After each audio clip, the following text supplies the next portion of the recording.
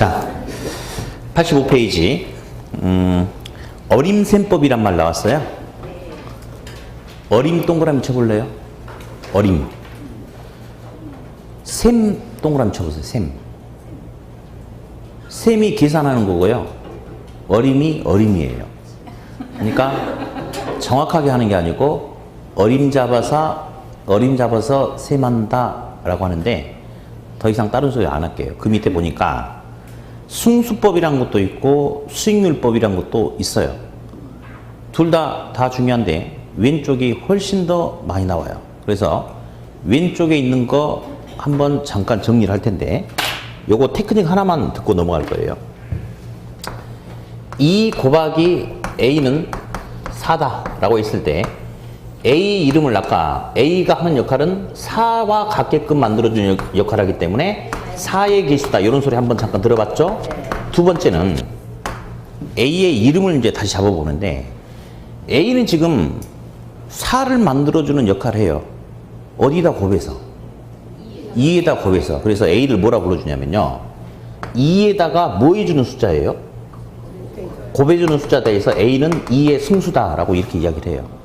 맞잖아요. 2에다 곱해주는 거니까. 그럼 볼래요? A 값이 얼마일까요? 이런 건 시험에 안 나오죠. 근데 A 값은 2죠. 2 곱하기 2는 4니까.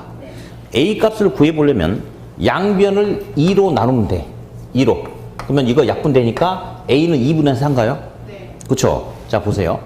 A의 이름을 2의 승수라고 그랬죠? 네. 그러면 A 값이 2분의 4라고 그랬어요? 앞으로 이렇게 하세요.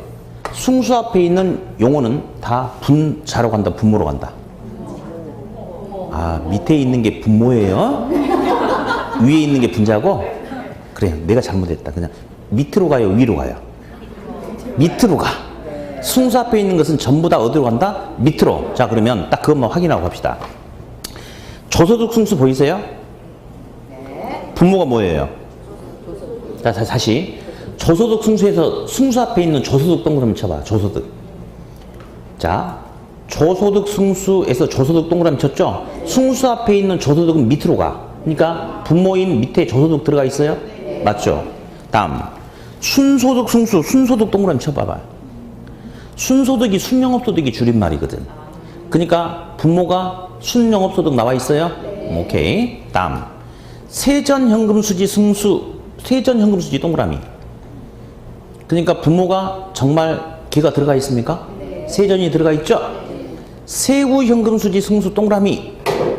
정말 분모가 세후현금수지 들어가 있습니까? 됐습니다. 오늘은 반만 알려줄 거예요. 처음부터 보따리 다 풀어버리면 뭐 가지고 장사하겠어요? 그래서 반만 알아도 돼. 그게 이제 핵심이거든. 다시 한번 합니다. 2 곱하기 A는 4야. 그러면 A 값은 2분의 4야. A는 2란 숫자에다가 곱해주는 숫자야. 그래서 A를 2에 곱해주는 숫자니까 2의 승수라고 그래. 그러면 승수 앞에 있는 이 용어는 분자로 간다, 분모로 간다. 분모로 간다. 이 소리만 딱 기억하면 돼, 이 소리만. 예. 그리고 분자 알아보는 거는 다음 순환 때 이제 하면 돼. 지금 하면 안 돼. 예. 보따리를 반만 풀려고 하는 게 아니고 지금은 여러분들이 받아들일 수 있는 능력이 안 되는 거지. 뭐. 그래, 항상 이제 말은 이렇게 긍정적으로 좋게 쓰면 되니까, 그래, 여력이 안 되나 봅니다. 그래서 이제 여러분 그릇이 저기 좀 더 커지면 그때 하나 더 담아주면 되는 거거든요. 네, 여력이 안 되니까. 네. 다음. 양가로 4번 보니까 비율 분석법이죠. 비율 퍼센트 가지고만 분석하는 게 비율 분석법이에요. 대부 비율 있죠. 한 번도 안 빠지고 시험에 나오고 100% 앞으로도 영원히 나올 거예요. 또 이제 별표 치려고 그러지. 쳐. 괜찮아. 예. 왜 영원히 나온지 아세요? 부동산은 비싸. 부동산은 고가죠? 그러니까 부동산 개발하든지 투자하든지 뭐 하든지 온전하게 내 돈만 가지고 하는 경우는 거의 없어. 남의 돈을 끌어다 써가지고 한단 말이에요. 그러면 남의 돈 끌어다 쓸 때 나는 끌어다 쓴다고 빌려다 쓴다고 하지만 나한테 돈 빌려주는 놈은 담보가 있어야 빌려줄 거 아니에요. 그렇죠? 그래서 담보 잡고 나서 담보 가치의 몇 %까지만 돈 빌려주겠다. 그런 게 바로 대부 비율이거든요. 영원히 나와, 영원히 나와요. 네. 자, 볼게요. 대부 비율은 부동산의 가격 대비 부채의 크기를 말해요. 부채의 크기를. 1억짜리 주택 사는데요. 6천만 원 빌린다고 가정합시다. 대부 비율 몇 프로죠? 60%다 라고 이렇게 이야기를 해요. 이 말은 은행에서 대부 비율을 60%까지만 허용을 해주겠다. 이 말은 1억짜리 주택을 담보로 잡히거들랑 최대 빌려줄 수 있는 돈은 6천만 원까지만 가능하다. 그러니까 1억짜리 살려면 자기 돈 4천 갖고 오고 6천 빌려서 집 사야 된다. 이런 개념이 돼요. 이런 개념이. 하나 더 가볼게요. 대부 비율이 높아지면 주택 수요가 증가할까요? 감소할까요? 증가하죠. 대부 비율을 한번 높여볼까요? 80%로? 그러면 대부 비율을 80%로 높여온다는 것은 종전에 6천만 원 빌릴 수 있는 돈을 8천만 원까지 빌릴 수 있습니까? 그러면 종전에는 최소한 자기 돈 4천 정도를 가진 사람만이 집 살 수 있었거든. 근데 이제는 은행에서 더 많은 돈을 빌려줄 수 있기 때문에 자기 돈 3천, 2천 가진 사람도 이제 집을 살 수 있거든. 그러면 더 적은 돈 가지고도 수요자가 될 수 있는 거죠. 그래서 대부 비율이 높아지면 더 많은 돈을 빌릴 수 있기 때문에, 빌려주기 때문에 주택 수요는 증가한다, 감소한다? 증가한다. 딱 요 정도 개념까지만 잠깐 보면 되겠고요. 부채 비율도 중요한데 지금 이야기하면 안 돼요. 이제 짬뽕 돼버리면 안 돼, 지금은. 그래서 지금은 대부 비율만. 1월달 수업할 때는 대부 비율, 부채 비율 묶어서 조심해야 될 거 알려줄 거고요. 지금 됐고. 예. 부채 감당률도 시험에 항상 나온다고 보면 돼요. 또 별표 칠 거예요, 아마. 치세요. 치세요. 근데 그냥 이야기 좀 한번 해보려고. 부채 감당률 공식이 하나 있지 않습니까? 자, 부채 감당률이 있는데 그냥 한번 써봅시다. 분자가 혹시 순영업소득이가 나왔을까요? 네. 분모는 부채 서비스액, 부채 서비스액이 원리금이에요. 예. 그래서 그냥 입 좀 풀어보게, 입 좀 풀어보게, 그냥. 예. 부부순, 시작. 부부순, 다시 뭐라고요? 부부순, 예. 부부는 서로 순종하고 살아야지 오래 산다, 이렇게. 너무 어려운 소리죠, 사실은. 예. 너무 어려운 소리인데. 어쨌든, 부부는 서로 순종해야 되는 거예요. 예. 자, 무슨 순? 부부순. 자, 됐고요. 그냥 부부순만 들어보면 되는 거야. 부부순만. 그냥 한번 물어보고 싶네. 그냥 한번. 부채 감당할 수 있는 비율인데, 그냥 찍어봐요. 부채 감당률은 높은 게 좋을까요? 낮은 게 좋을까요? 그냥 용어 생각하고 찍어봐. 부채 감당률이라는 것은 부채가 있으면 감당한다는 게 무슨 말일 것 같아? 그치? 갚는다 이 말이지. 부채가 있으면 부채에 대한 원리금을 소득으로 벌어서 갚아나간다 이 말이야. 그래서 부채가 있을 때 소득으로 벌어서 원리금을 갚을 수 있는 능력이 크기야. 그게 바로 부채 감당률이에요. 그러니까 부채 감당률이 큰 게 좋아, 작은 게 좋아? 자, 큰 게 좋아. 그리고 한번 또 써먹어 보게. 아까 분수는 뭐하고 비교한다고 그랬더라? 1. 분자가 순영업소득, 분모가 부채 서비스액이죠? 분수네. 자, 순영업소득이 2억이야. 부채 서비스액이 1억이야. 1억분의 2억은 얼마? 2지. 2배. 분자가 분모의 2배래. 1보다 커, 작아? 그러면 부채 감당률이 1보다 크다는 것은 크다. 뭐냐? 소득으로 원리금을 갚을 능력이 크다. 이런 애들은 돈 빌려줘도 은행이 돈 안 뜯기겠죠? 그럼 대출해준다. 이렇게 이야기하거든. 다시 할게요. 은행에 갚아야 될 원리금 부채 서비스액 2억인데 버는 순영업소득 1억밖에 안 돼. 아우, 벌써 인상 써지네 그냥.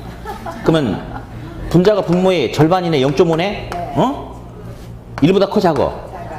부채 감당률이 1보다 작다는 것은 소득으로 부채 서비스액 원리금을 갚을 능력이 작다. 이런 놈들은 돈 빌려준다, 안 빌려준다? 안 빌려준다. 이렇게 이제 가는 거야, 이렇게. 그래서 아무튼 제대로 써먹는 건 나중에 써먹도록 하고, 분수는 뭐하고 비교한다?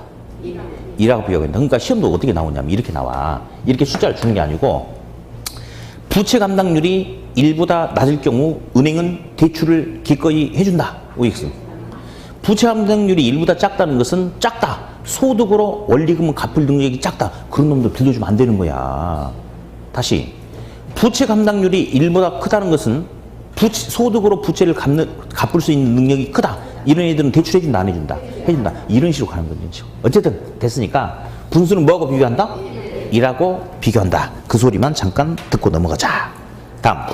아무튼 부채 감당률은 소득으로 벌어서 부채, 원리금을 갚을 능력이 크기니까 큰 게 좋죠? 다시.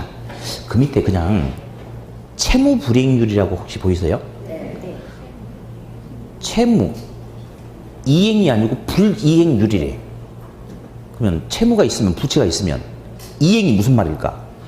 그렇지, 원리금 갚는 건데 앞에 뭐가 붙었어? 아, 그러니까 부채가 있는데 원리금을 갚지 못할 확률을 말하는구나. 그럼 채무 불이행률은 큰 게 좋아요, 작은 게 좋아요? 채무 불이행률은 작은 게 좋아요. 네, 그렇게 좋습니다. 넘기세요. 그리고 이제 이 책은 어차피 이번 수업만 쓰고 버릴 거니까 마음대로 쓰시고, 근데 이제 1월 달부터 기본서 가지고 수업할 때는 그때는 뭐 형광펜을 준비하든 빨간색 본펜을 준비하든지 해가지고 1, 2월 달 수업할 때는 절대로 자기 임의적으로 책에다가 막 쓰면 안 돼. 그건 여러분 책이 아니야.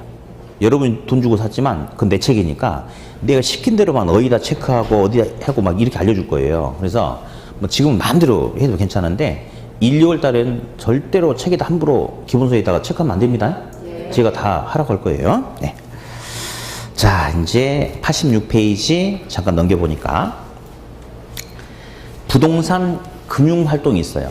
흔히 이렇게 이야기를 해요. 흔히 부동산 금융이다 라고 이렇게 이야기합니다. 자, 여러분 금융이 무슨 말인지 아세요? 자금 융통이에요. 부동산을 이용해서 필요한 자금을 융통하는 걸 부동산 금융이다.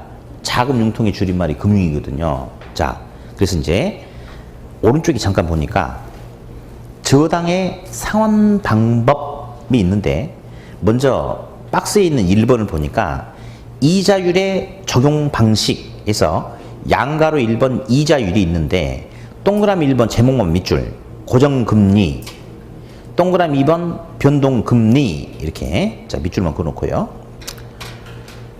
고정금리, 변동금리 아시죠? 고정금리는 대출 약정 시 한 번 금리가 결정되면 중간에 바꿀 수 없다가 고정금리고, 변동금리는 대출자와 차입자 간에 대출 시부터 약정에 의해서 금리 변동이 가능한 게 변동금리입니다. 이제 사실은 이자율은 시험에 무조건 나와. 한 문제만 나오진 않아. 뭐 그냥 단지 이자율이란 용어가 나오든지 개념이 나오든지 몇 문제에서 걸치고 나오는데, 제일 시험에 잘 나오는 이자율이 뭐냐? 이자율이 상승하면 주택 수요는 증가하느냐 감소하느냐? 이자율이 상승하면 이자 비용 부담이 커지니까 주택 수요는 감소하고. 다시, 집 살 때만 돈 빌리는 거 아니야? 갑돌이 이번에 빌라 지어서 분양하려고 그래. 그럼 빌라 칠 때 돈 부족하면 돈 빌릴 수 있죠? 그래서 소비자만 돈 빌리는 게 아니고 건축업자도 돈 빌려서 건축하는 거예요. 이자율이 상승하면 주택 수요 감소한다고 그랬죠? 이자율이 상승하면 주택 공급은? 그렇죠. 그것도 감소하지. 갑돌이가 건축업자인데 빌라 지어서 분양하려고 하는데 이자 비용 부담이 너무 커지는 거야. 그러면 비싼 이자 주고 돈 빌려가지고 빌라 지어서 분양하고 남는 게 별로 없을 거 아니야. 그래서 이자율이 인상되면 수요도 감소하고 공급도 감소하는 겁니다. 사실 그 지문이 제일 많이 뜨는 지문이에요. 그리고 나서 이제 지금 거 할 겁니다.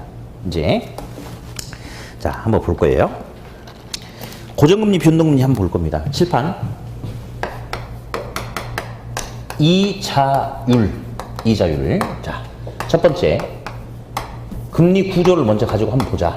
그래서 1번 고정금리라는 게 있어요. 고정금리.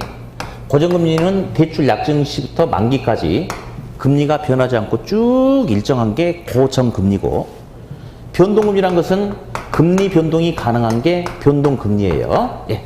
자, 일단 먼저 봅시다.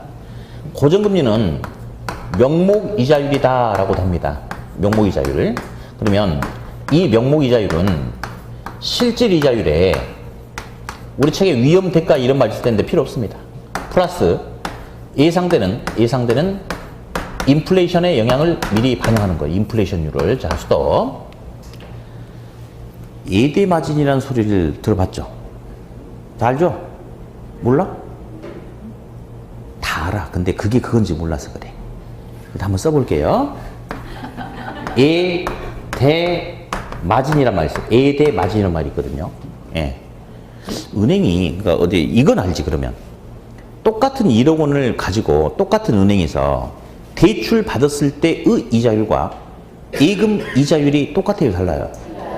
어떤 게 금리가 높아? 대출 받았을 때 금리가 높죠? 그렇죠? 그게 바로 예대 마진이거든. 이제 해볼게요. 예금 가입자가 은행에 예금을 하면 약속에 의해서 3% 이자 수익률을 주기로 약속을 했대. 근데 은행도 뭔가 수수료 장사 마진을 남겨 먹어야 되는데 은행이 원하는 마진은 2%래. 그러면 이 돈 가지고 대출을 실행해서 최소한 몇 퍼센트 이상은 받아야 돼. 5% 이상은 받아야지 이 돈 가지고 예금 가입자에게 이자도 주고 은행도 마진을 먹겠죠. 이게 바로 예금 금리와 대출 금리의 차이를 은행이 마진으로 먹는다. 이걸 갖다가 예대 마진이라고 그래요. 그래서 우리가 다 알고 있는데 그게 이제 이런 용어인지는 몰랐을 뿐이지 뭐. 네. 그러면 요런 개념이 바로 실질 이자율이에요. 대출을 통해서 은행이 실질적으로 얻고자 하는 이자 수익률을 갖다 실질 이자율이라고 하는데 어디 볼게요. 은행이 대출을 통해서 실질적으로 5% 이자 수익률을 원해. 근데 문제는 자, 인플레이션이 발생하면 돈의 가치가 떨어지는 거예요. 들어봤죠? 인플레이션이 발생하면 돈의 가치가 떨어지는 거거든요. 근데 이게 지금 무슨 금리죠? 고정금리이기 때문에 대출 약정 시 한번 금리가 결정되면 금리를 못 바꿔. 그래서 인플레이션이 1%만큼 만약에 나타나 버린다고 가정하자. 그럼 은행이 5%로 대출 금리를 깔았는데 인플레이션이 1%만큼 발생해 버리면 은행이 실질적으로 가져갈 수 있는 수익률은 4밖에 안 되는 거죠. 그렇죠? 그러니까 어떻게 하느냐? 은행은 대출 약정 시 아직 발생은 하지 않았으나 예상되는 인플레 영향을 미리 플러스 알파 시켜서 금리를 6%로 높여서 대출을 깔아야 돼. 그래서 6으로 대출을 깔아야지 나중에 인플레이션에 의해서 1%만큼 가치가 하락해도 당초 은행이 목표했던 5%를 가져갈 수 있겠습니까? 네. 그렇죠? 그래서 고정금리는 이렇게 결정이 돼. 스톱!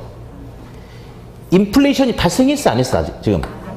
안 했는데 플러스를 시키겠다는 것은 이거의 영향을 플러스를 시켜서 대출 금리를 높여버리겠다 이거지. 그래서 차입자에게 그 위험을 증가시키겠다 이 말이거든요. 제가 물어봤어요. 야, 이 나쁜 놈아. 인플레이션이 발생하지도 않았는데 왜 금리를 높여서 차입자에게 증가시키느냐 이 놈아. 그랬더니 얘는 당연히 그렇게 해야 돼요. 해야 돼. 왜 그런지 아시죠? 얘는 대출 약정 시 한번 금리가 결정되면 중간에 바꿀 수 있다 없다? 없어. 그러니까 사전에 예상되는 인플레를 미리 플러스 알파 시켜서 그만큼 금리를 높여서 잡아야 돼. 그래서 어쨌든 이렇게 된대. 이번에는 우리 변동금리 이야기할게요. 무슨 금리?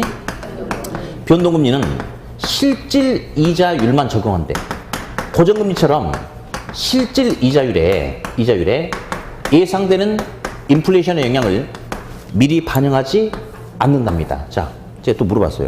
야, 너 나중에 인플레이션 발생하면 어떻게 하려고 예상 인플레를 미리 반영하지 않았니? 얘는 안 해도 됩니까? 얘는 무슨 금리죠? 변동금리니까 향후 예상되는 인플레를 미리 반영 안 해도 돼요? 네. 그렇지. 왜? 그대로 가다가 인플레이션이 발생하면 그때 가서 바꾸면 되는 거니까. 그래. 그래서 시험에서 가끔 물어보는 게 동일한 조건이라면 고정금리하고 변동금리하고 누가 더 금리가 높냐 그거 물어봐. 여기까지는 둘이 똑같아. 여기는 없어. 고정금리는 미리 플러스 알파 시켜. 누가 더 금리가 높죠? 고정금리가 금리가 더 높다라고 그렇게 하셔야 돼요. 근데 이렇게 해놓으면 상당히 많은 학생들은 12월 달은 질문도 하지 말고 그냥 대충 듣고 넘어가라고 했으니까 넘어가긴 한데 좀 찝찝한 게 있어.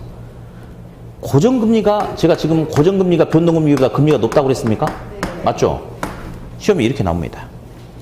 근데 경우에 따라서 변동금리가 더 높아지지도 않을까? 이런 생각을 할 수도 있겠지. 그냥 들어볼게요. 2015년에 1월 1일 날 예, 대출 받는데 갑돌이가 딱 금리를 비교해 보니까 고정금리는 6%고 변동금리는 5%로서 낮아. 2012년에 했다. 근데 시간이 흘러 2017년이 됐어요. 그 당시 6%로 고정금리로 대출 받은 사람은 계속해서 6%로 대출 받고 있는 거죠. 고정이죠. 이렇게. 근데 이때 IMF가 터진 거야. 시장 금리가 엄청 폭등해 버릴 수 있습니까? 그래서 이때 변동금리는 11%가 될 수도 있죠. 선생님, 그러면 변동금리가 고정금리보다 높은 거 아닙니까? 이렇게 하는 거 아니야. 그게 아니고 그 시점에서 다시 보는 거야. 그 시점에서. 그러면 요 6%는 그냥 이 시점에서 끝나는 거고 2017년 1월 1일 시점에서 고정금리로 빌리면 여기다가 예상 인플레가 플러스 알파가 되는 거야. 그럼 여기가 12%가 이렇게 되는 거야. 이렇게. 그래서 우리 시험에서 원하는 것은 아까 그 상황을 말하는 게 아니고 동일한 시점에서 동일한 조건이라면 누가 더 금리가 높냐 그거 물어보거든. 볼래요? 둘 다 지금 뭐는 똑같은 거야. 지금 둘 다 실질이자율이 똑같아요. 근데 변동금리에 없는데 고정금리에는 플러스 알파를 시켜놓은 예상 인플레가 있잖아요. 그러니까 절대 아까처럼 6%면 지금도 6%니까 변동이 더 높을 수 있는가 이런 생각하시면 돼. 안 돼. 안 된다는 거. 동일한 조건에서 금리가 결정이 되면 누가 금리가 더 높다. 고정금리가 금리가 높다라고 딱 못 박아놓고 다음 이제 변동이자율 변동이자율 결정. 변동이자율은 기준금리에 가산금리를 더해서 결정이 되는 거예요. 자, 스톱. 무슨 이자율? 변동금리는 기준금리에 가산금리를 더해서 결정되는 건데 그냥 암기하지 말고 읽어볼게. 변동금리는 뭐 더하기 뭐야? 기준금리 플러스 가산금리인데요. 그래서 변동금리는 금리가 변동하는 거 맞죠? 그러면 기준금리하고 가산금리 중에 무엇이 변할 것 같아요? 그래요. 맨 처음에 공부하는 학생들은 대부분 다 그렇게 이야기하는데 땡이야. 가산금리 시험에 나와요. 세부 내용도 나와요. 별로 의미 없어요. 가산금리는 은행이 사람 차별하는 거야. 은행에 가보면 우리가 뭐 돼지고기, 소고기도 아닌데 우리 등급을 다 나눠놨다니까 이 자식들이. 다 나눠놨어. 예. 저는 무슨 등급일 것 같아요? VIP입니다. 왜 VIP냐면요. 제 신조가 절대 남한테 아신소리 하지 말자. 이게 제 신조예요. 그래서 절대 남한테 돈 빌리지 말자. 그게 제 신조예요. 그러니까 저는 사실 이 강의를 하면 안 됩니다. 왜냐면 우리 책에는 지렛대 효과 이런 게 매년 시험에 나와. 투자 시 부족한 돈은 타인의 자본을 빌려서 어쩌고 저쩌고 막 하는데 저도 그렇게 막 하라고 막 해요. 그렇게. 근데 저는 싫어요. 그게. 남한테 돈 빌리는 게 싫어. 그래서 가진 건 없지만 부채가 하나도 없어.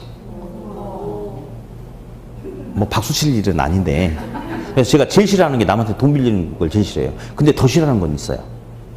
돈 빌리는 것보다 더 싫어하는 게 있어요. 뭐죠? 남한테 돈 빌려주는 건 더 싫어요. 예. 그래서 저는 형제 간에도 절대 돈 거래를 않고 사는 사람이에요. 예. 그래서 혹시 뭐 저한테 돈 빌려달라고 그러면 그 순간 우리는 안면 몰수야.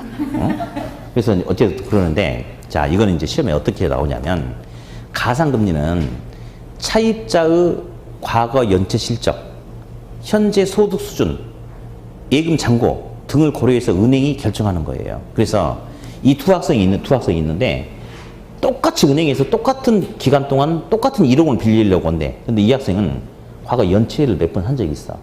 블랙리스트에 올랐어요. 그러면 은행 입장에서는 얘는 또 위험이 큰 거야. 그러니까 가산금리를 예를 들어서 그냥 1%인데 얘는 1.5를 반영하는 거지. 근데 이 학생 같은 경우는 한 번도 연체 실적이 없고 우리 은행과 거래도 벌써 한 20년 했고 통장에도 잔고가 어느 정도 있어. 그러면 우리 은행이 봤을 때는 안전한 고객이야. 그러면 이 학생은 여기는 가산금리 1.5인데 여기는 1.1 이렇게 할 수 있는 거죠. 그런 게 바로 가산금리예요. 시험에는 그냥 단순하게 차입자의 어떤 연체 실적, 소득 수준 이런 것, 위험도 이런 것 등을에 따라서 결정하는 게 가산금리다. 그 정도 개념만 나오니까 별로 신경 쓰지 않아도 괜찮아요. 그리고 변동금리는 금리가 변동하는 건데 여기 무슨 금리라고 나왔습니까? 기준금리죠. 우리 학생들한테 이제 100명한테 자 기준 했어요. 그랬더니 이 학생이 기준 이렇게 한 거야. 자 1년 정도로 줄 서세요 했더니 쫙 섰어 이렇게. 근데 저 뒤에 세 번째 있는 학생이 갑자기 나를 따르라 하고 혼자 50m를 뛰어갔어. 그러면 바보 되는 거죠. 아무도 따라가 안 따라가? 안 따라가. 기준을 찍어놨잖아. 그러니까 자기만 바보 되는 거지. 근데 기준인 학생이 50m 가면 다 따라가는 겁니까? 네. 그래, 그거예요, 그거. 뭐가 바뀌어야지 바뀌겠어요? 기준이 바뀌어야지 바뀌는 겁니다. 그래서 무슨 금리가 변동한다? 그래, 우리 저 트럼프 아저씨가 그러잖아. 이번에 취임하면 기준금리 올린다고. 그러면 이제 시장 금리가 다 올라버리겠지. 전 세계 긴장하고 있잖아요, 지금. 그죠? 그래서 무슨 금리가 변하는 것이다? 기준금리가 변하는 건데, 기준금리가 두 개가 있어요. 하나는 양도성 예금증서 CD금리하고 또 이제 코픽스 금리라는 게 있어요. 근데 있잖아요. 참 보면 이번에도 우리 부동산학개론에서 복수정답이 두 문제가 나왔어요. 아, 복수정답이 아니고 모두 정답. 학개론에서. 쌤통이에요, 쌤통. 예. 그러니까 이 문제는 있잖아요. 요것 때문에 또 학계적으로 확 늘어났어요, 진짜. 예. 계산 문제 두 개를 가지고 냈는데, 그러니까 이게 사실은 대학 교수들이 문제 내는 거 아닌 거 아시죠? 대학 교수들이 안 내. 바쁜데 문제 내. 골프 치러 가야지. 조교들한테 내라고 그래요. 그럼 이제 조교들이 원래 다 그렇게 하고 사는 거야. 세상이 원래 그래. 근데 걔네들은 일단 그 시험의 흐름을 이제 공부를 하면서 이제 한번 찾아보고 내기는 하겠지만 한계가 있단 말이에요. 학원 강사가 시험 문제를 내면 완전히 깔끔합니다. 근데 이제 대학 교수한테 의뢰를 하니까 문제가 오류가 생기고 그래. 그래가지고 골탕 먹이려고 저는 이번에 이제 예측을 했어요. 계산 문제 가지고 골탕 먹일 거라고. 요런 문제가 있었네. 다음 기역, 니은, 디귿, 리을, 뭔 어쩌고 뭐 어쩌고 뭐 이렇게 나와. 그래서 다음 중에서 옳은 것으로만 연결된 것은 1번 기역, 2번 기역, 디귿, 3번 뭐 이렇게 하는 문제 있어요. 그럼 있잖아요.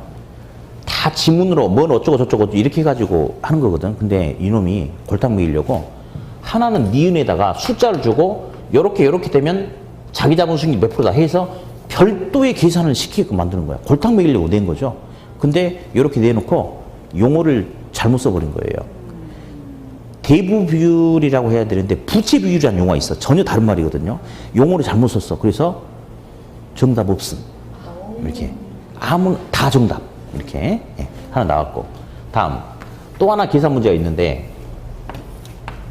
예측됐던 문제예요. 근데 계산 문제 네 문제를 한 문제로 만들어 놓은 거예요.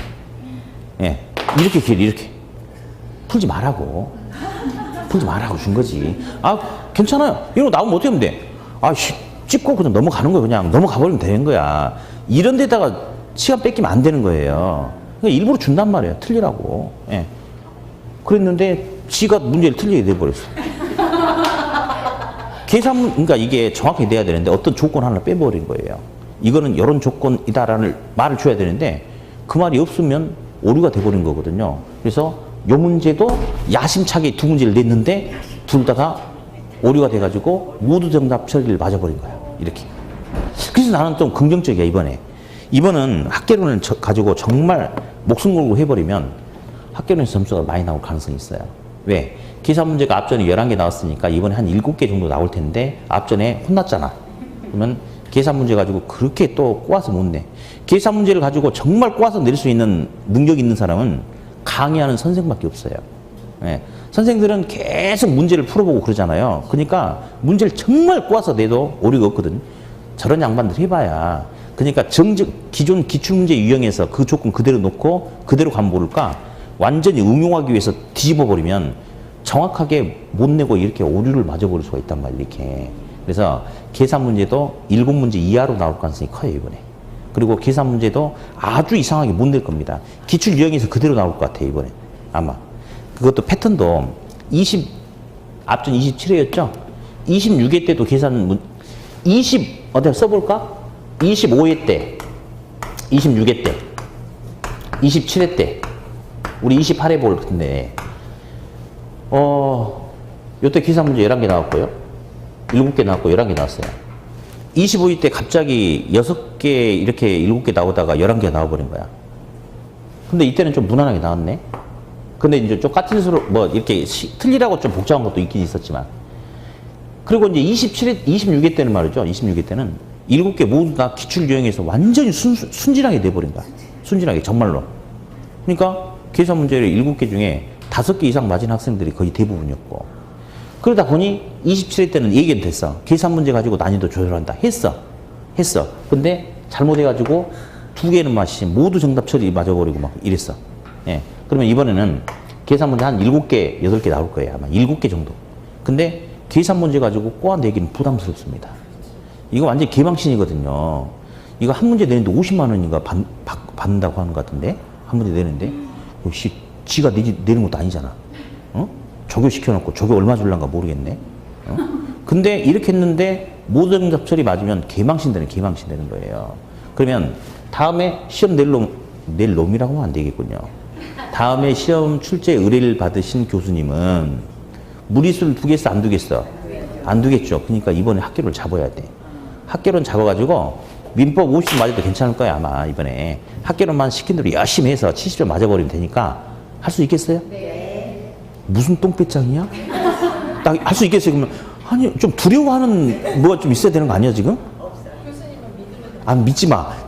나 혼자 살기도 힘드니까 믿지 말고. 아무튼 이번엔 학계론을 전략 과목으로 삼으면 좀 이렇게 좀 무난하게 마무리가 될 가능성이 상당히 좀 있을 것 같아요, 이번에. 그러니까 열심히 한번 해봅시다. 열심히. 예.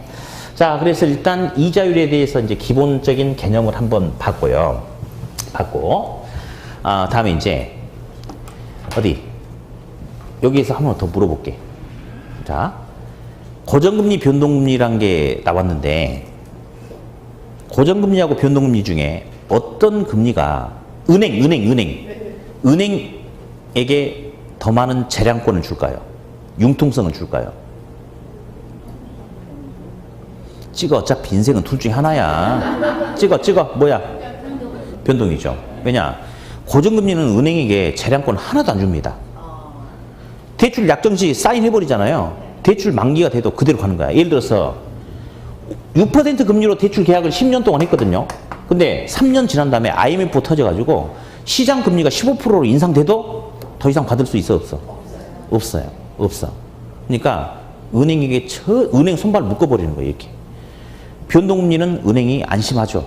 이렇게 갔다가 통상 3개월 단위로 시장 상황에 따라서 금리를 변동시킬 수 있으니까. 그래서 제가 사실 시험에 나오는 용어는 은행을 인플레 위험으로부터 보호해 줄 수 있는 대출 금리가 뭐냐? 그게 변동금리인데 지금 그런 정확한 용어를 쓸 필요 없어. 고정금리하고 변동금리 중에 어떤 금리가 은행에게 재량권, 융통성을 더 많이 줄 수 있느냐? 변동금리가 변동시킬 수 있잖아. 차입자가 금리 변동시키나?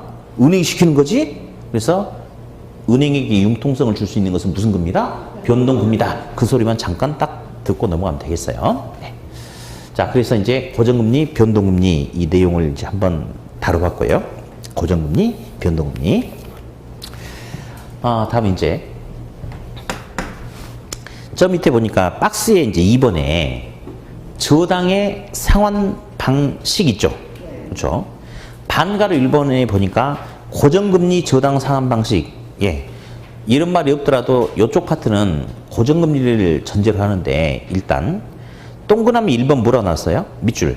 원금 균등 분할 상환 방식. 그냥 밑줄만 그어봐. 밑줄만. 예. 넘기세요.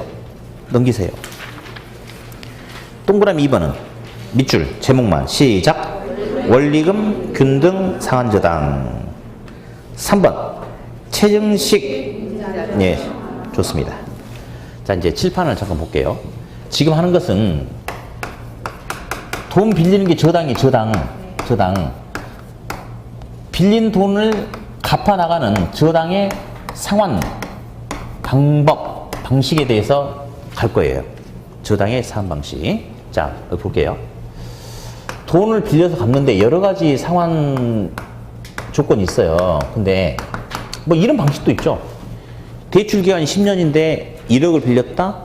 그럼 10년이라는 기간 동안은 빌린 돈 1억 원에 대한 이자만 계속 내다가 만기가 될 때 원금을 갚는 것도 있고 뭐 여러 가지가 있는데, 우리 이쪽 파트에서 우리 시험에 나오는 것은 1억 빌렸는데 대출 만기가 10년이다? 그럼 매기간 원리금을 갚는 거야. 뭘 갚는다? 원리금을 갚아. 계속 원리금을 갚다가 만기가 되면 부채가 하나도 남지 않는 그런 방식을 전제로 시험에 내줍니다. 그래서 이제 한번 그려볼 거예요. 네. 자, 이제 칠판 볼게요. 자, 대출 계약시부터 대출 만기가 될 때까지 원리금은 어떤 변화가 있는가 이제 볼 텐데요. 보니까 수평, 요게 하나 있네. 수평은 변화가 없다예요. 같다. 균등하다 이 말이거든요. 요걸 갖다가 원리금 균등 상환 방식이다라고 이렇게 이야기해요. 그냥 읽어보자고. 자, 시작. 원리금 균등까지만 해봐. 그냥. 자, 무슨 균등? 원리금 균등. 됐어요. 됐고. 여기 보니까 초기에는 크고 점점 이렇게 작아지는 방식이 있네. 요걸 갖다가 원금 균등. 자, 무슨 균등? 원금 균등이라고만 책에 나와 있지요.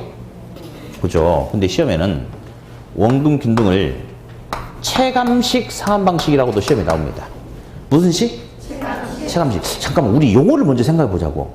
체감이란 게 뭐야? 맞죠? 피부로 느끼는 거죠. 맞습니다.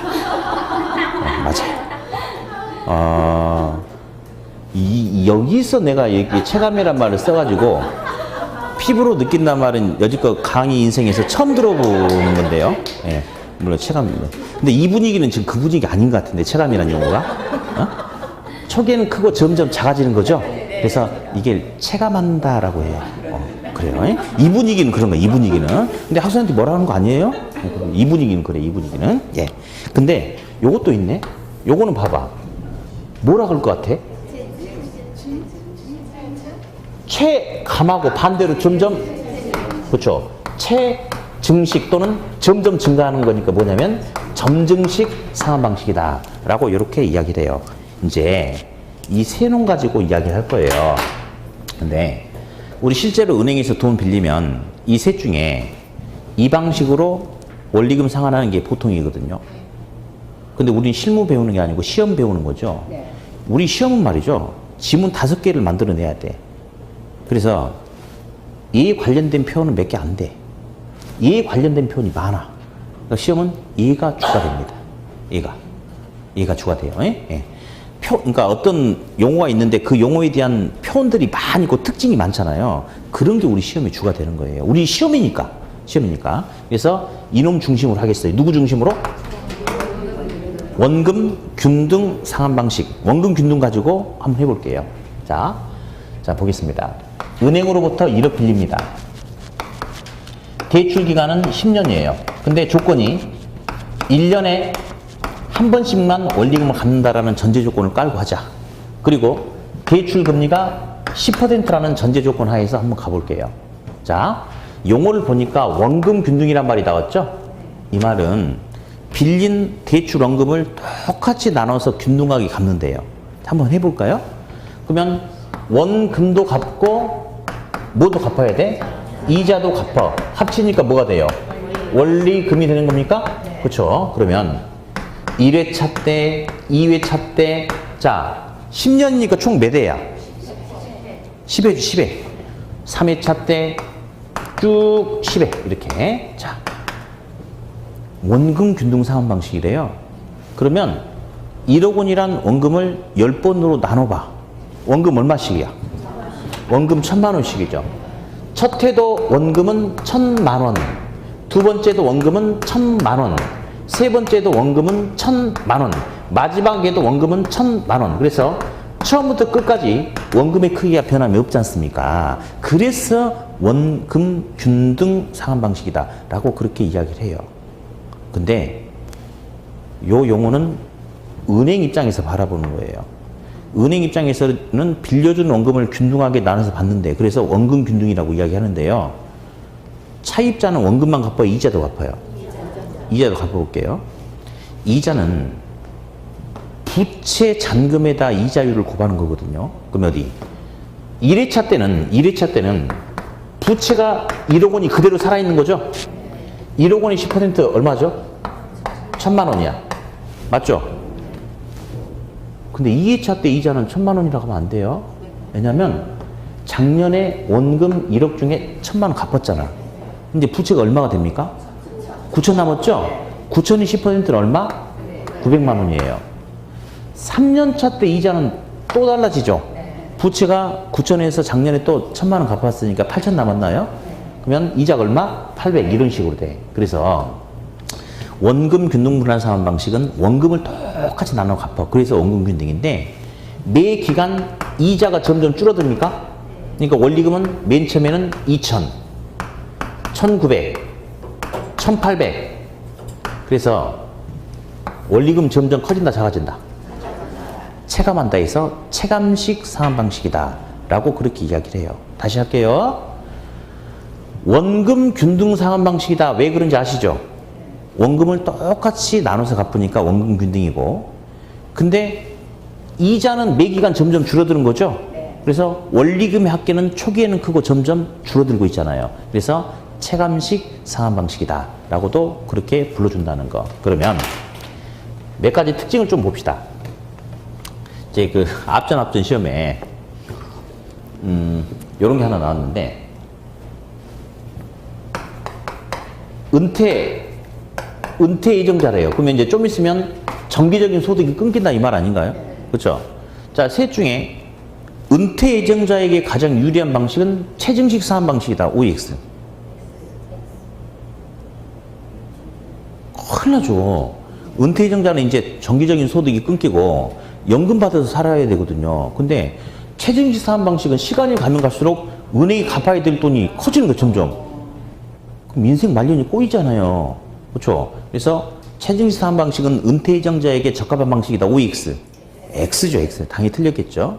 또 한번 물어볼게요, 그러면. 이 세 가지 상환 방식 중에 은퇴 예정자에게 가장 유리한 방식은 뭐예요? 아니야. 은퇴 예정자는 돈 빌리면 안 되지. 아씨, 내년에 은퇴해가지고 소득이 없는데 무슨 놈 돈을 빌리려고 그래. 자, 이제 요렇게는 나올 수 있죠. 현재 소득 수준이 가장 높은 중년 세대 계층이라면 어떤 방식이 더 유리할 수도 있겠어요? 쫄지 마. 뭐라고 안 할게. 쫄지 마. 현재 소득 수준이 가장 높은 중년 계층, 아직 은퇴까지는 아니에요. 중년 계층이면 체감식, 이게 좋죠. 능력될 때 빨리빨리 많이 갚아버리는 체감식 상환 방식, 즉 원금 균등이 더 좋을 수도 있겠네요. 자, 이제 볼게요. 이게 시험에 이 세 개가 다 나와요. 근데 다 나오는데 통상 요거 두 개 가지고 뭔가를 비교시키는 게 훨씬 더 일반적인데, 어쨌든 세 개 다 가지고 해볼게요. 어떤 게 유리하냐, 이게 좀 잘 나오는데요. 어떤 게 유리하느냐. 근데 두 가지로 다시 나눠야 돼요. 차입자 관점에서 유리한 방식이 뭐냐, 은행 관점에서 유리한 방식이 뭐냐, 이렇게 구분해야 되거든요. 자, 이제 지금 여기서는 지금 제가 제시하는 방향, 기준 외에 다른 생각을 절대 하면 안 돼. 우리 시험에서는 은행이 보수적이야, 보수적. 그래서 은행 입장에서 가장 유리하다는 것은 빌려준 대출 원금을 안전하게 초기에 빨리빨리 회수할 수 있는 게 은행한테는 유리하다라고, 그게 시험에 나와. 그게 차입자 관점에서 유리하다는 거 어디? 차입자는 돈 빌리는 사람인가요? 네. 돈 왜 빌린대? 아, 돈이 없으니까 빌리는구나. 그러면 차입자는 돈이 없어서 집 살라고 돈을 빌렸는데, 돈 빌리자마자 다음 달부터 막 한 달에 100 얼마씩 갚으라고 부담스럽죠? 그래서 우리 시험에서 말하는 차입자에게 유리하다는 것은 돈 빌리고 나서 초기에 은행이 지불해야 되는 원리금 지불 부담이 적어야지 부담이 적다. 그렇게 접근하는 겁니다. 이거 외에 다른 생각 절대 하시면 안 돼요. 절대 하면 안 됩니다. 예. 자, 대출 초기에 세 가지 상환 방식 중에 은행 입장에서 가장 유리한 방식이 누굽니까? 은행 입장에서 유리하다는 것은 빌려준 대출 원금을 빨리빨리 회수할 수 있다 이거지. 누구? 요거네. 체감식 원금 균등 분할 상환 방식이 은행 입장에서는 가장 안전한 방식이 되겠죠? 그죠? 다음. 대출 초기에 차입자 입장에서 가장 유리한 방식은? 그렇죠. 대출 초기에 은행에 지불해야 되는 돈이 가장 적은 체증식 상환 방식이 가장 차입자에게 유리하겠죠? 그렇게 가셔야 돼요. 네, 그렇게. 또 하나 더 물어볼게. 대출 계약 이후 2, 3년이 지났다. 대출 계약 이후 일정한 시점이 지났을 때 부채 잔금이 가장 적게 남는 상환 방식은 뭐다?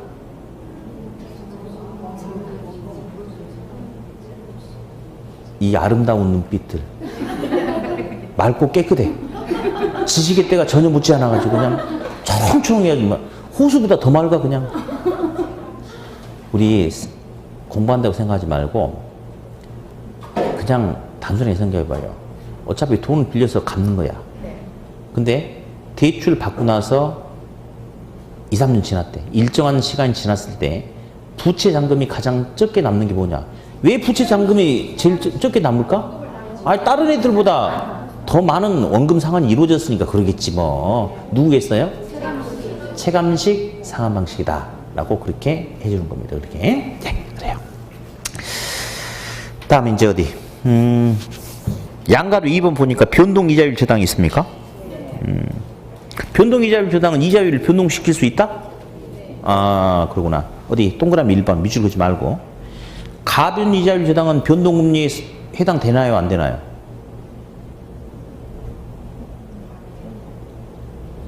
아, 찍어보라고. 왜 해당된다고 생각하세요? 아, 그 밑에 있으니까 뭐 맞다. 아이고, 내가 바보 같은 질문했구나. 만약에 아이씨, 용어를 읽어봐. 용어를. 가변이 뭐야? 변화가 가능하다. 그러니까 변동금리. 고정금리는 절대 변화라는 소리 들어가면 안 되거든. 그러니까 가변 이자율 저당이 뭔지는 절대 시험에 안 나옵니다. 일단 변동금리 속하는 거 맞죠? 동그라미 2번 조정이자율 저당은 변동금리에 속해요? 안 속해요? 속하죠? 왜? 조정. 저기 고정금리는 대출 약정시 한번 금리가 결정되면 조정 없어. 근데 조정시킨다고 그랬으니까 변화를 주겠다 이 말 아니겠어요? 변동금리 맞아요. 세 번째, 재협상 이자율 저당은 변동금리에 해당되겠어 안 되겠어? 이자율을 협상을 통해서 변화를 주겠대. 고정금리는 그런 거 없거든. 다시 양가로 3번. 이제 이걸 알아맞혀야 돼. 가격수준 조정 저당이 뭔지는 시험에 나올 가능성은 없고 한 번도 안 나왔어요. 자, 이거 고정금리입니까 변동금리입니까? 변동? 왜? 그래. 고정금리는 조정, 재협상, 가변이란 말 자체가 들어가면 안 된다고. 고정금리는 대출 약정 시 금리가 결정되면 끝까지 가는 거예요. 그래서 가변, 조정, 이자율 재협상 이런 소리가 나오면 변화를 주겠다 이거죠. 그러니까 이런 것들은 전부 다 무슨 금리에 속한다? 변동금리에 속한다. 그렇게 그냥 알아만 두면 되겠어요. 어디? 오늘 우리가 했던 거 한번 그냥 한번 봅시다. 아까 맨 처음에 이제 책 안 피고 그냥 한번 들어봅시다. 어차피 집에서 복습 안 할 거잖아. 책 피지 말고 그냥 해보게요. 그냥 해보자고. 그 평균 분산 지배 원리란 말이 있었어요. 그냥 들어보는 거야. 그냥 책 보지 마. 네. 이왕이면 좋은 게 좋은 거 아니겠어? 수익이 똑같으면 위험이 큰 거 작은 거? 작은 게 좋겠지. 위험이 똑같으면 수익이 큰 걸 선택하게 된다. 그게 바로 평균 분산 분석법 또는 지배 원리다. 라고 그렇게 이야기합니다. 나 이렇게 쓰고 싶네. 분산 투자를 아까 뭐라고 그랬죠? 그렇지. 포트폴리오가 바로 분산 투자 아닙니까? 포트폴리오는 자산을 여러 곳에 분산해서 나눠 투자함으로써 위험을 줄이고자 하는, 위험을 감소시키고자 하는 게 궁극적인 목적이고, 위험은 체계적인 위험과 비체계적인 위험이 있었는데 제거 가능한 위험이 뭐라고 그랬더라? 비체계적인 위험. 제거 불가능한 위험은 체계적 위험. 이런 소리 한번 해봤고, 상관계수란 용어가 있었는데 됐고, 자, 음료수 회사하고 아이스크림 회사는 수익이 커지면 둘 다 커지고 작아지면 둘 다 작아지는 수익률의 변동이 너무 닮았어. 이런 건 위험해. 안 좋아. 근데 의류회사하고 아이스크림 회사는 여름철이 되면 아이스크림은 매출 수입이 커지는데 의류회사는 매출 수입이 작아져. 예. 여기서 벌어서 메꿔주면 돼. 겨울이 되면 의류회사의 매출 수입은 커지고 아이스크림 회사 매출 수입 작아. 여기서 까먹은 거 메꿔주면 돼. 이렇게 수익률의 변동이 서로 달리 나타나는 게 좋다. 그렇게 이야기했죠? 네. 예. 나중에는 상관계수가 낮을수록 좋다. 이렇게 용어를 바꿔줄 거야. 근데 지금은 아주 편한 용어로만 들어야 돼. 아직도 시험 보려면 한참 멀었으니까. 예? 일단 그렇게 하고요. 그래서 요런 거 있었는데 요거 효율적 전선 뭐 했는데 책에다 뭐라 쓰라고 그랬더라? 가장 좋은 점. 유형과 수익과 관계에서 가장 좋은 점을 연결했다. 이렇게 감 잡으라고 그랬죠? 그러면 책의 내용 생각하지 말고 찍을 수 있어. 동일한 위험을 통해서 가장 좋은 점이란 것은 동일한 위험을 통해서 얻을 수 있는 최고, 뭐의 수익? 최고의 수익을 연결했다. 다시. 동일한 수익을 얻기 위해서 부담해야 되는 최저 어떤 위험? 최저 위험을 연결했다. 그러니까 가장 좋은 점이지 뭐. 그렇게 해버리면 된다고 그랬어요. 그렇게. 네. 다음. 아까 화폐의 시간가치라는 부분에서 현재 가치 알아보려면 무슨 계수? 평가계수 이용하면 되고, 미래가치 알아보려면 내가계수 이용하면 된다. 그리고 아까 현저 내감이라는 소리도 살짝 한번 들어는 본 것 같죠? 아주 유용하게 나중에 써먹을 거예요, 나중에. 자, 그러면 현재 가치 물어볼 때는 무슨 계수? 평가계수. 미래 가치 물어볼 때는 내가계수. 일시불의 현재 가치 알아보면 무슨 계수? 일시불 평가계수. 연금의 현재 가치 알아보려면 연금의 평가계수. 일시불의 미래 가치 알아보려면 일시불의 내가계수. 연금의 미래 가치 알아보려면 연금의 내가계수. 현재 가치하고 미래 가치 중에 어떤 게 시험에 훨씬 더 많이 나온다고 그랬죠? 이거죠. 투자는 언제 시점에서 분석하니까. 현재 시점에서 분석하는 거니까. 네. 다음. 영업 수지 계산. 아까 조조 순 전후 했죠.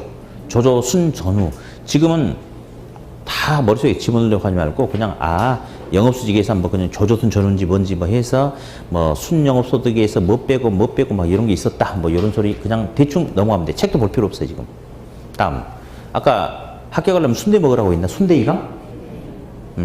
영업 소득세 계산할 때 이자 비용과 감가상각비는 세금 공제 혜택을 준다. 기억나시죠? 그렇죠? 이자 비용과 감가상각비는 비용 처리해 주기 때문에 세금 공제 혜택을 준다. 그 소리 한번 들어봤어요. 네, 들어봤고. 다음. 정상 이유만 있어도 투자한다? 네. 한다라고 했어요. 할 수도 있고 안 할 수도 있다 이러지 마. 정상 이유만 있어도 투자를 채택한다. 그렇게 해야 돼. 한다. 다음. 어림셈법에서 A의 A 승수다. 승수 앞에 있는 것은 어디로 간다고 그랬어? 아래로. 그렇지. 확실히 아래로 이렇게. 예. 그럼 어디? 세후 현금 수지 승수는 분모가 뭐야? 세후 현금 수지. 순영업소득 승수는 분모가 뭐야? 순영업소득. 저소득 승수는 분모가 저소득. 승수 앞에 있는 게 분모로 그대로 내려가니까 세전현금 수지 승수는 분모가 뭐예요? 세전현금 수지 이러면 돼. 그래서 승수 앞에 있는 용어는 밑으로 간다고 그랬어요. 밑으로 분모로 간다. 다음. 대부 비율 항상 나온다고 그랬죠. 대부 비율. 예, 대부 비율 개념 아까 들어봤고요. 아까 부채 감당률이라는 소리 들어봤는데 부부는 서로 어떻게 하라고 그랬어요? 뭐 순하든 순종하든 남기만 하면 돼. 부부는 서로 순종하라고 그랬어요. 예. 진짜 너무 어려운 소리 아닌가요? 순종, 나도 어제 싸우고 왔는데. 아무튼 그래. 부부는 서로 순종하라고 그랬어요. 분수는 어떤 숫자하고 비교한다고 그랬더라? 1보다 크면 크다, 작다? 크다라고 나왔네. 1보다 크면 큰 거야. 1보다 작으면 작다. 분수는 1하고 비교한다. 이렇게. 예. 부채 감당률은 큰 게 좋다, 작은 게 좋다? 부채를 소득으로 벌어서 갚을 수 있는 능력의 비율이니까 큰 게 좋다. 채무 불이행률은 채무가 있는데 이행, 갚지 못할 확률이다. 큰 게 좋다, 작은 게 좋다? 작은 게 좋다. 그런 소리도 들어봤고요. 네. 부동산 금융회사 아까 이자율 첫 번째 동일한 조건이라면 고정금리하고 변동금리하고 누가 더 금리가 높냐?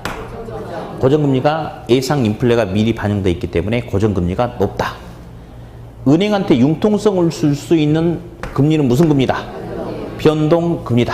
다음, 변동금리는 기준금리에 무슨 금리를? 가상금리를 더해서 결정한다고 그랬죠? 기준이 움직이는 거야. 기준이. 무슨 금리가 변해야지? 기준금리가 변해야지 금리가 변한다. 그리고 시험은 뭐 거의 저질 수준으로 나오게 돼요. 막 기준금리가 하락하면 반대로 주택담보대출금리는 상승한다. 맞아 틀려? 아니 생각하지 말고 그냥 우리 학계로는 사람 사는 이야기라고 그랬잖아요. 기준이 이렇게 되면 다 그렇게 되는 거야. 기준이 가는 대로 가는 거니까. 기준금리가 인상되는데 이자 주택담보대출금리가 내려? 모르겠죠. 트럼프가 지금 이렇게 한다 하잖아 지금. 그럼 금리가 올라버리잖아요. 그러면 투자시장이 위축돼요. 그래서 지금 세계 경제가 지금 긴장한다니까 지금. 예. 자, 해서 지금 우리가 뭐 남의 나라 대통령 신경 쓸 때가 아닌데 사실은. 그죠? 저 토요일날 이제 저기 촛불 집회를 갔어요. 그래가지고 이제 정말 오랜만에 옛날 어렸을 때는 저기 그쪽에 이렇게 우체국 있고 시내 죽치고 살고 정말 잘 놀고 그랬는데 정말 오랜만에 가봤는데 우리 애가 너무너무 좋아하는 거예요. 6살 먹었는데 애가 뉴스를 너무 좋아하거든요. 그래서 그 일련의 과정들을 많이 알아요. 왜 사람들 모였어요? 했더니 박근혜 대통령이 나쁜 짓을 해가지고 사람들이 물러나라고 하는데 안 물러나니까 체포하러 가야 된다고. 그래, 아무튼 그래. 그래서 웬만하면 안 데리고 가야겠어요. 그랬더니 얘가 이제 그런 사람들 모였으니까 이 빨간 거 있잖아. 박근혜 체포로 뭐. 그래가지고 얘가 사람들 하면 지금도 막 하면서 체포로 뭐 이렇게 하는 거야. 그래가지고 집에 와서도 혼자 뉴스보다 박근혜 만나면 이거 들고 막 이렇게 하는 거예요. 그래서 데리고 안 되겠어요. 자, 봅시다. 그래서 이제 요 내용 한번 했고, 그 다음에 저당의 상환 방법에서 처음부터 끝까지 원리금을 똑같이 갚는 방식이 원리금 균등 불안상환 방식. 처음에는 많이 갖고 점점 줄어드는 게 원금 균등인데 뭐라고도 한다? 체감한다 해서 체감식 상환 방식. 처음엔 적다가 점점 커지는 것은 체증식 상환 방식인데 이것저것 다 물어보는 게 많지만 요거 중심으로 통상 간다고 그랬죠? 그렇죠? 예. 원금 균등은 초반에 많이 갚는 거야. 그러니까 대출 받고 나서 일정한 시간이 지난 시점에 부채 잔금이 가장 적은 것은 많이 갚았으니까 가장 적겠죠? 누구? 예. 원금 균등 체감식이고. 자, 아까 제가 요 부분 좀 신경 쓰자고 그랬어. 이게 몰라서 틀리는 게 아니고 문장을 순간 잘못 보면 엉뚱한 답을 찍어버릴 수 있거든요. 이 셋 중에 어떤 게 제일 유리하다고 그랬어? 어떤 게 유리해? 에이, 그렇게 하면 안 되고.